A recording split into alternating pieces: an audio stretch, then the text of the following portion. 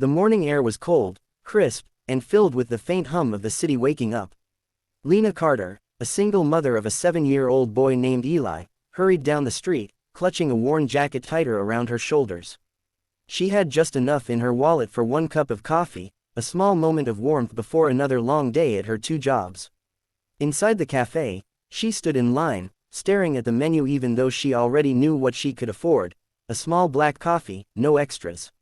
The bell above the door jingled as a man entered, tall, in a long overcoat, his shoes polished but his eyes distant, hollow. He looked out of place among the chatter and clinking cups, like someone carrying the weight of 100 thoughts. When it was her turn, Lena placed her few coins on the counter.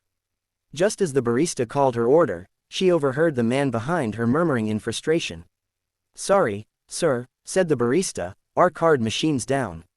Cash only right now." The man patted his pockets, visibly frustrated. "I don't have any cash." Something inside Lena hesitated. She barely had enough for herself. But then she remembered Eli's words from last night: "Mommy, good people do kind things even when no one's watching." Without thinking twice, she turned to the stranger. "I've got it, just add his to mine." The man blinked, surprised. "You don't have to. It's just coffee," Lena said with a small smile. "Maybe one day you'll do the same for someone else." He smiled faintly, his sharp features softening. "Thank you. What's your name?" "Lena." He extended his hand. "Daniel." They sat near each other as they waited for their drinks, chatting briefly. She learned he was between projects, and that he seemed lonely, like someone who had everything and nothing at the same time. But Lena didn't pry, she just offered warmth and sincerity, 2 things he hadn't felt in a long time. When they parted, Daniel said quietly, "You'd be surprised how rare kindness like that is these days." Lena shrugged. Kindness doesn't need to be rich, it just needs to be real. She left, not knowing her small act had just changed her entire life. That night, Lena tucked Eli into bed in their tiny, drafty apartment. The heater had broken again, and she whispered a prayer that tomorrow would be better. She had no idea that better was already on its way. The next morning, as the sun rose over the gray skyline, Lena was startled by a thunderous roar outside her window. Eli ran to the door shouting, "Mom! There's a helicopter." She rushed outside, shielding her eyes.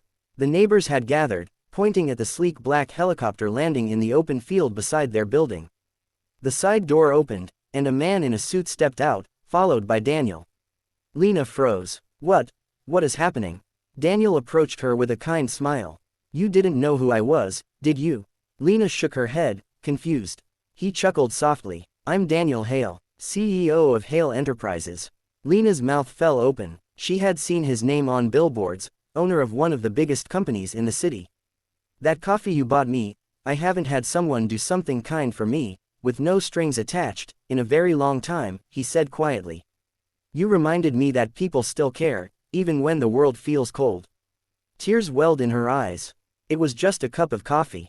To you, maybe," he said, smiling warmly. "To me, it meant everything." Daniel nodded toward one of his assistants, who handed her an envelope. Inside was a letter, and a set of keys.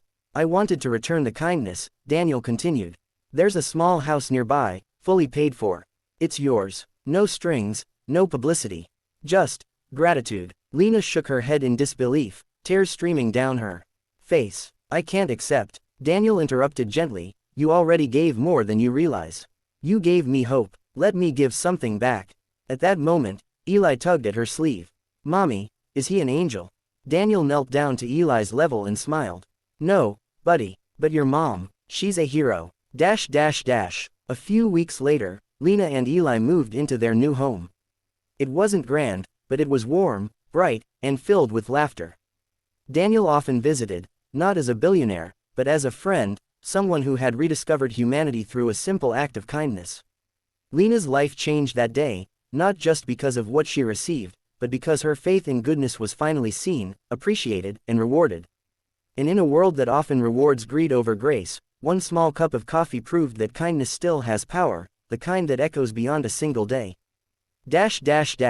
Ending line, narrator. So next time you have the chance to do something kind, don't hesitate.